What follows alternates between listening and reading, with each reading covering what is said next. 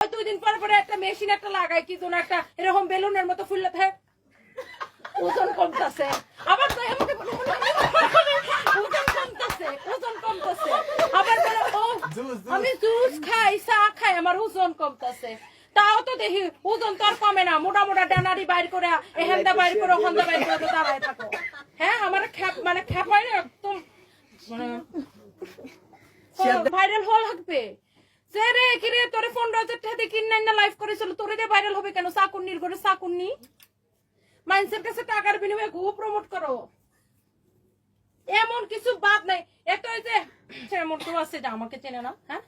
আর তোর মতো মেয়েকে তোদের মতো মেয়েদেরকে আমরা বানাই রে পয়দা দেই টাকা দিয়ে বানাই পয়দা দেই চাকর কিনাই না ভাড়া করে আনি তোরা তো ভাড়া করা আগে যেরকম যাত্রা পালার মধ্যে ভাড়া করে আনা বলতো এই নাচো নাচো নাচো এরকম আমরা করে ভাড়া করে আনা বলে এই কাপড় দেখা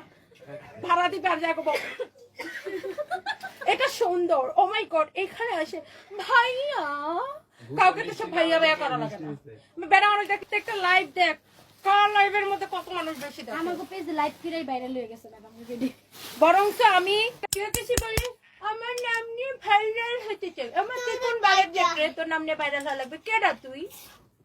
কেডা ইঁদুর মুখী তোর নাম নিয়ে ইন্দুরের নাম নিয়ে মানুষ এমন করে থাকলে মানুষ ভাইরাল হয়েছে হ্যাঁ বলছি না আমি যদি রেস্টুরেন্টের মালিক না হই আমি ফেসবুকে চেহারা দেখাবো না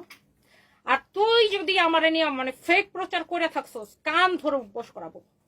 ফোন ধরছে তো কোন আব্বারে ফোন দিছিস রেস্টুরেন্টে চল আমার সাথে রেস্টুরেন্টে আমার সাথে চল রেস্টুরেন্টের মালিককে তোরে দেখাই দেই তোদের মতো শুয়া বৈশা বেড়াদের সাথে এসব করে করে আমাদের মালিক হইতে হয় না বুঝো নাই